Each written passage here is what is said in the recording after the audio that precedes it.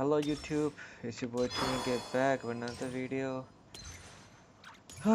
Things are gonna get heavier and heavier with this expedition. Let's do this.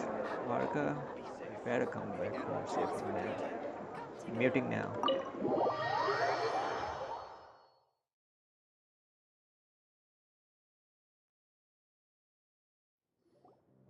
When you're mixing drinks in hot weather, start by pouring in cold water and add ice cubes. Then drain out the water before adding the other ingredients. How's that for a secret recipe? Maybe it's worth a little intel in return. Please.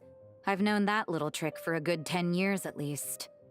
You'll have to offer something a little more substantial if you're serious about trading. I know there's no one else in the tavern right now, but do you two really need to talk so loudly? Especially if you're supposed to be exchanging confidential information. Hiya, Rosaria! D-Luke! Paimon knew we'd find you here. Looks like it's about to get even noisier. A little liveliness never killed anyone. Traveler, Paimon, what brings you our way? Please allow me to once again express my sincere condolences regarding your late father and the incident with Eric. We make absolutely no excuse for his crimes. I hope you will give some serious consideration to the question I asked you before I left, though I'm sure you're tired of hearing me ask by now. The Knights of Favonius will always welcome you. From the look on your face, I'm guessing the Grand Master is still refusing to drop it? He nags like an old man. It's hardly surprising. Huh? Drop what? What's this about? Nothing, really. Before leaving on the expedition, Varka came here to chat with me over a drink. I failed to avoid him. He, asked me if I'd consider rejoining the Knights of Favonius, and I declined. He expressed his regret about everything that happened, and asked me to reconsider. That's all there is to it. Yeah, right. Sounds like you skipped a lot of details. There's clearly more to it. Whatever details I chose to omit are in the past. Dragging them back up now serves no purpose. You say that now, but back then, you couldn't let it go. You and the Knights of Favonius were constantly at odds. I wasn't seeing the full picture. I've had a lot of time to reflect since then. But my answer remains unchanged. I'm not rejoining the Knights of Favonius. Both the Grandmaster and the acting Grandmaster are too upright and honorable. I can't see the shadows that lurk beneath them due to the size of the organization they lead. They need someone on the outside to keep watch vigilantly. If I had a Mora for every time I've heard you repeat that argument. I actually don't disagree with the first part of what you said, but don't you think someone can keep tabs on things from the inside? When you join an organization, you're bound by its rules, no matter how free it may seem on the surface. You think so? Never mind the Knights. Have you honestly ever been bound by the rules of the Church? Good question. Have you considered that maybe that's why I chose to join the Church and not the Knights to begin with? Are they arguing or not? It's kind of hard to tell. Oh, kind of like the contingencies Jean was talking about. The more ways they have to protect their home, the better. Huh? Traveler?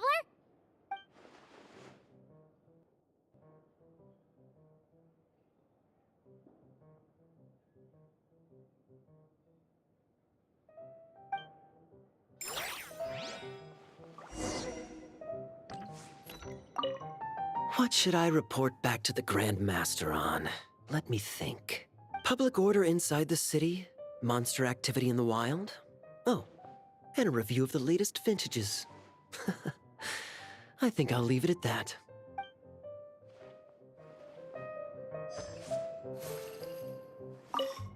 My reply won't be a long one, as usual. I'm sure Varka won't be surprised.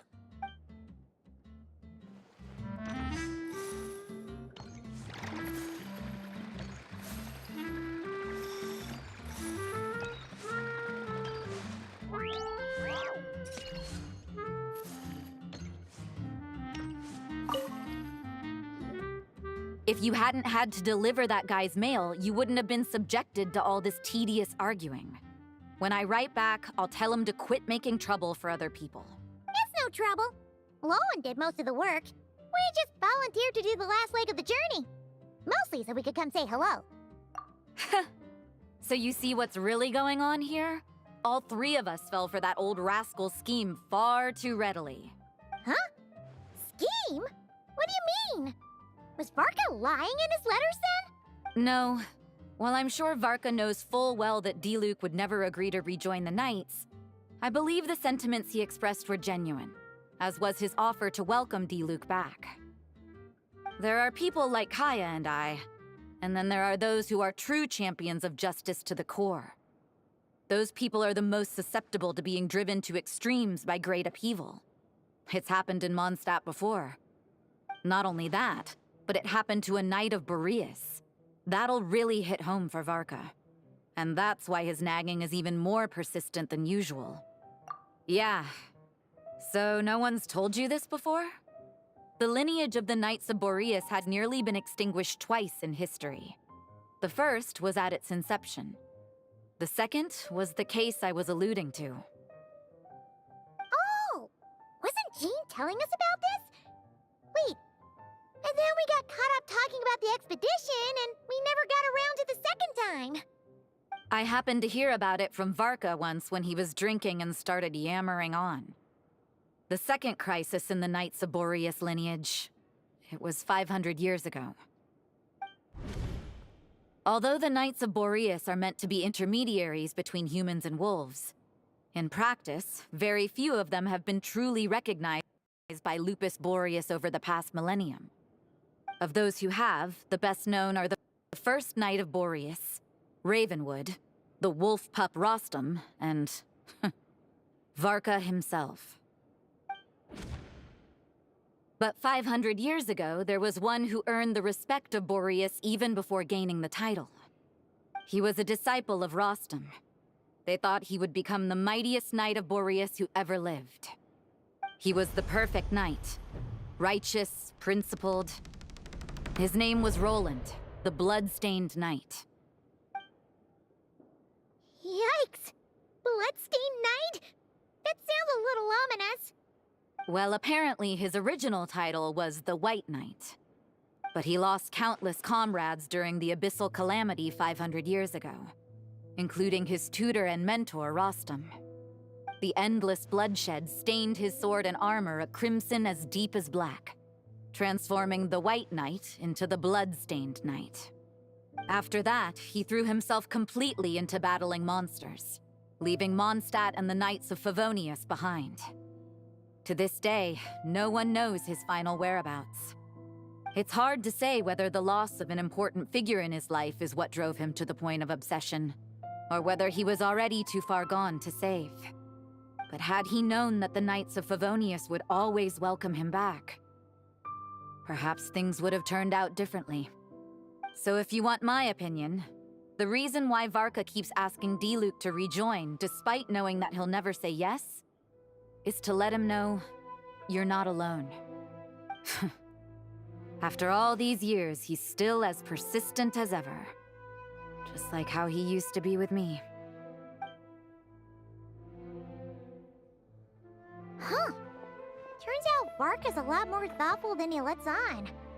Paimon had the wrong idea about him. Anyway, there's still something about this whole Boreas business that Paimon isn't really getting. Wasn't Andreas a god in Mondstadt thousands of years in the past? If so, why did Jean say that Boreas and the Wandering Knight only arrived here just 1,000 years ago? Plus, Paimon's super curious about what happened to Roland. That's a great idea! Jean said he hasn't been showing himself much lately, but he always seems happy to oblige whenever you show up. Let's go!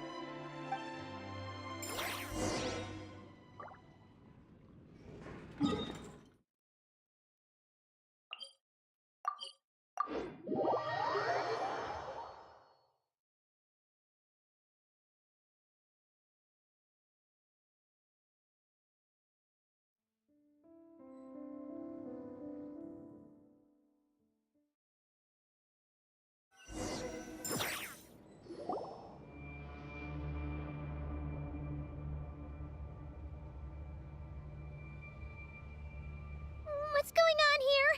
Was Wolfendom always like this? Paimon has a bad feeling about this. The Wild Hunt? What are they doing here?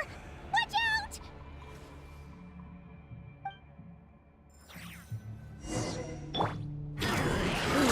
Initiated. Coming to be! This may prelude.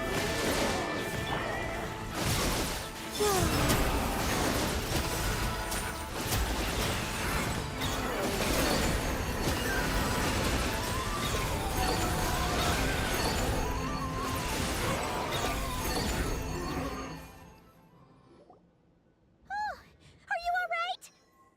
Oh no! What now? It better not be more Wild Hunt monsters!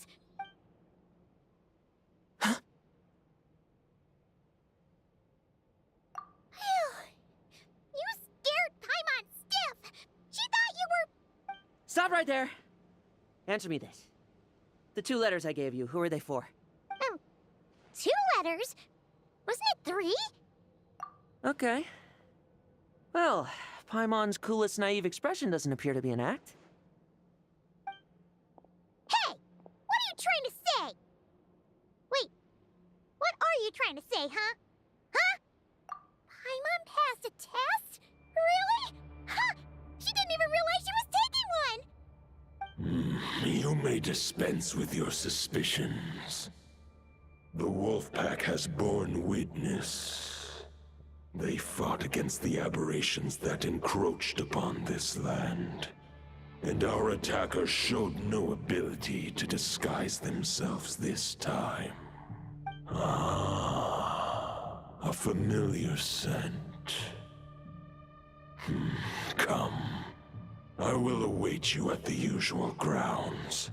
Well, if the boss of Wolfendom has vouched for you, I guess I should apologize for doubting you just now. Sure was. Fortunately, my experience in Nodcry didn't go to waste. Turns out the Wild Hunt all feel the same when you stab them. They didn't stand a chance. Something seems wrong with that old wolf, though. Go on. You should check on him.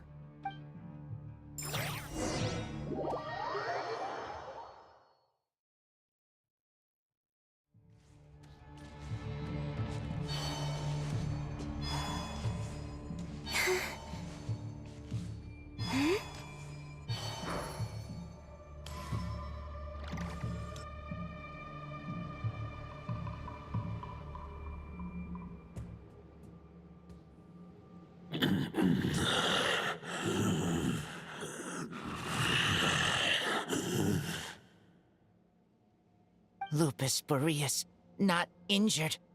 Why so weak? Am I not strong enough?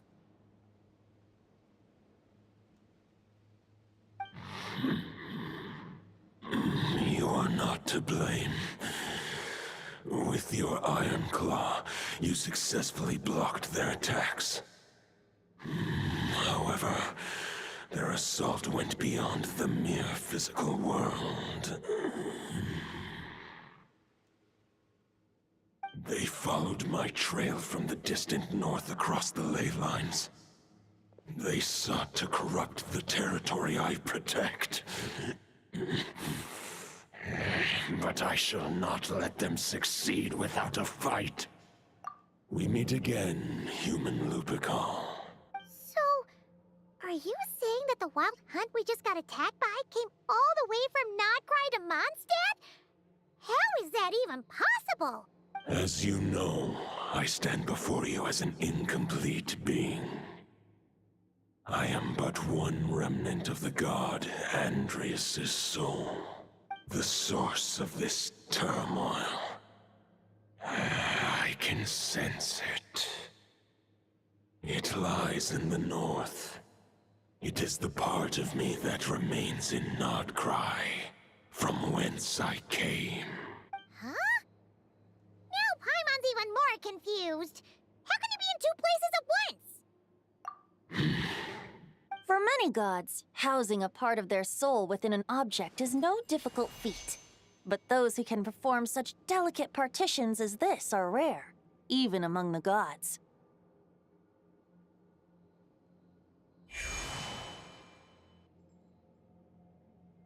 The Wolf King, Andrius, was particularly adept in this art.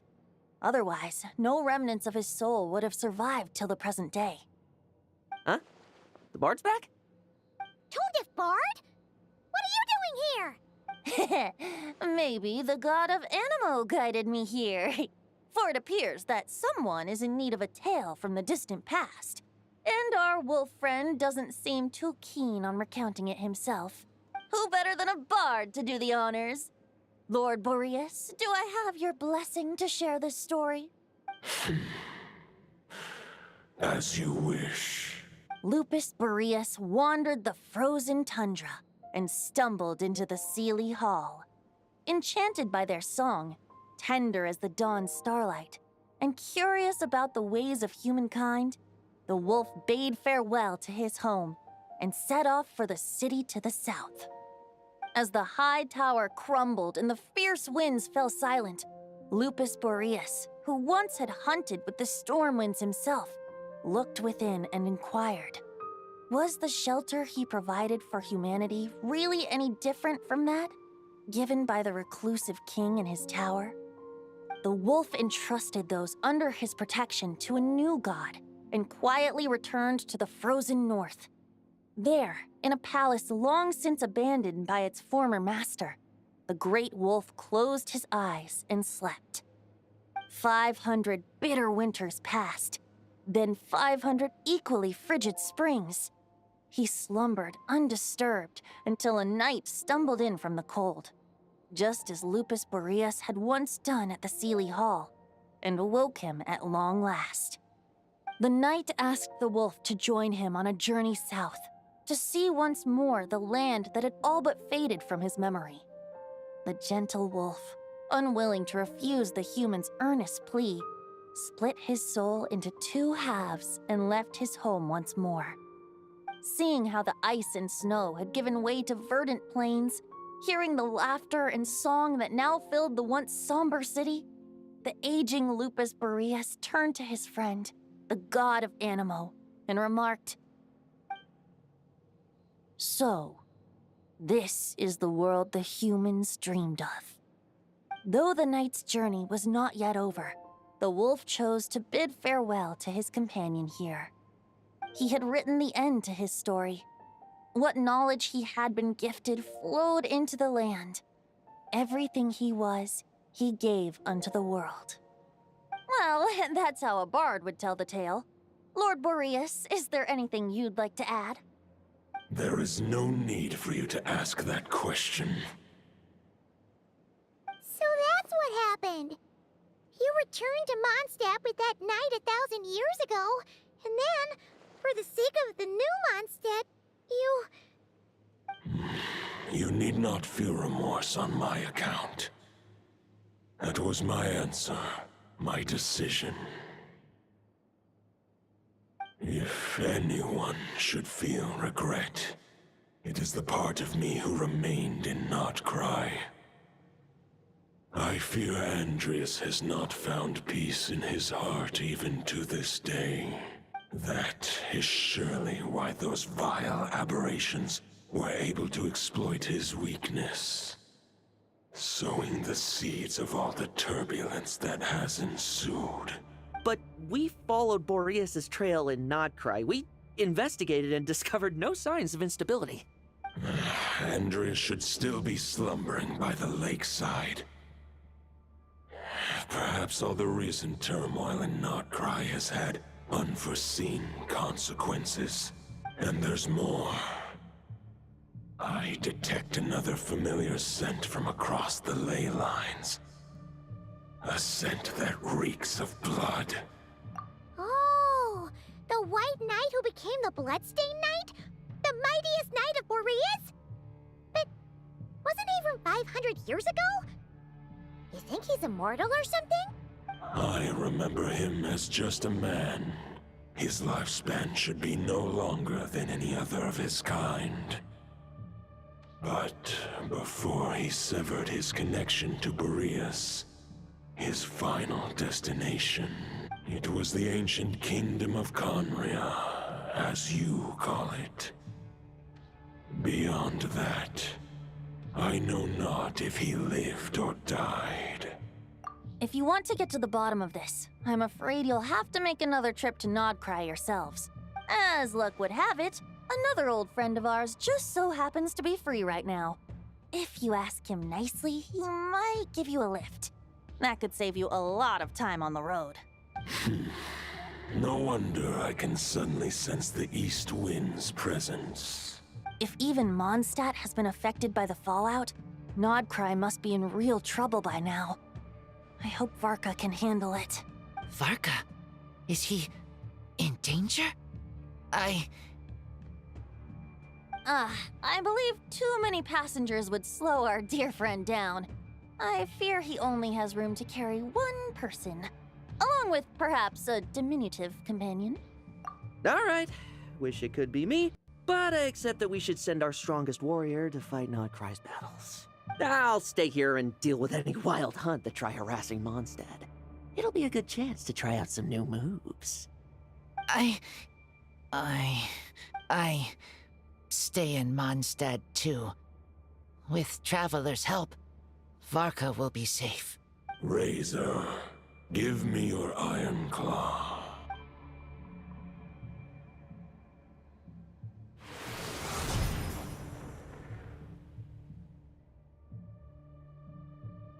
Golden-haired traveler, give this token to the current knight of Boreas. It is a wolf spirit. It contains my power and thoughts. Though I have given him a piece before, this should bring him new strength.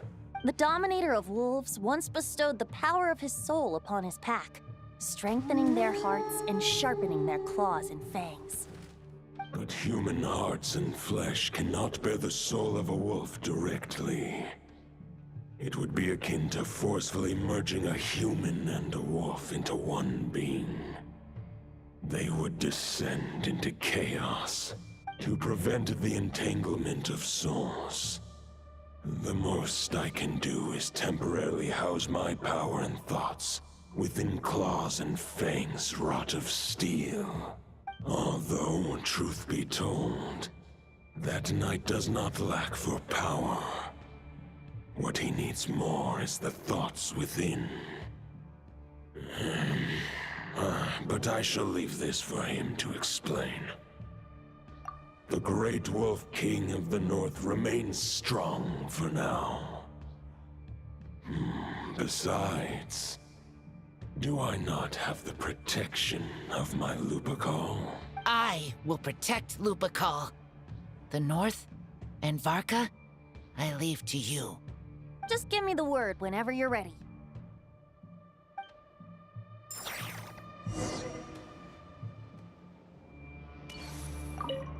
I can read Varka's letter. I will try my best to write a reply. A wolf's claws make poor instruments for writing human words. But that token will suffice to convey my thoughts.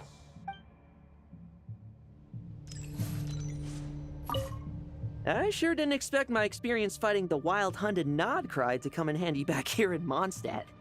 Almost makes me wonder if this was the reason I was sent back. Also, how come that bard knows so much, and what was he doing at the Thousand Winds Temple? Well, whatever. I don't really care. As long as I get to do some fighting. I'm looking forward to trading blows with Lupus Boreas when he's fully recovered.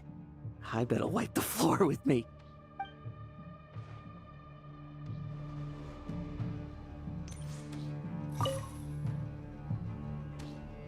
Any questions before you set off? Better ask now. you'll probably have to hit the ground running when you get to Nodcry. The root of this turmoil lies with the remnant soul that Andrias, dominator of wolves and god of the North Wind, left in Nodcry. He once left Nodcry and braved the blizzards to confront the god of storms and claim the right to rule.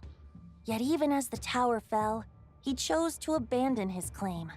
Instead, he returned to the north and slumbered for 1,000 years before finally journeying back, under the name of Boreas, with the first knight of Boreas to witness the new face of Mondstadt. When the wolf spirit could no longer maintain his physical form, Boreas chose to pour his power into the ley lines. With that, he became the North Wind of Mondstadt, as he is still known to this day. Any questions before you set off? Better ask now.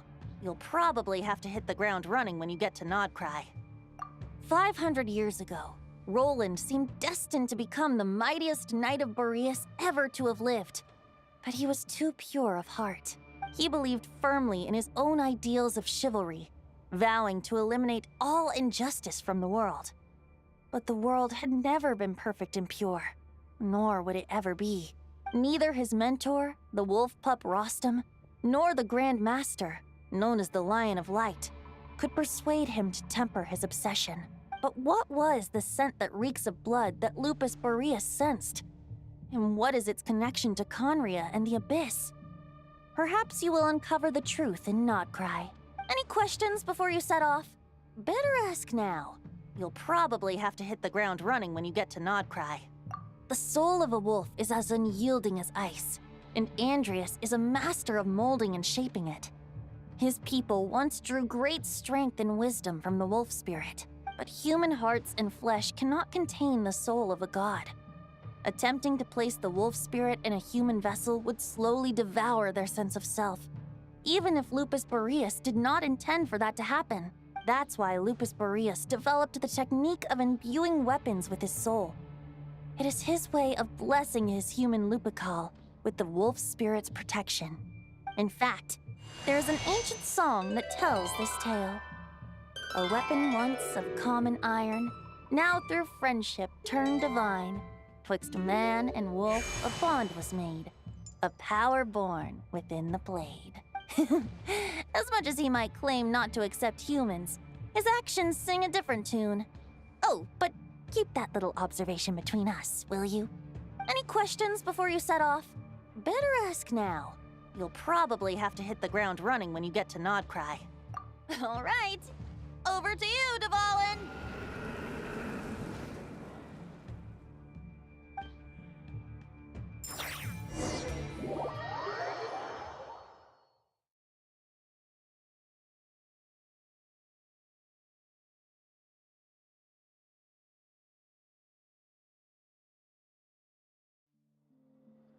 The Knight of Boreas awaits below.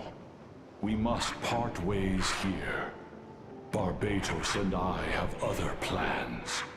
We will meet you again later.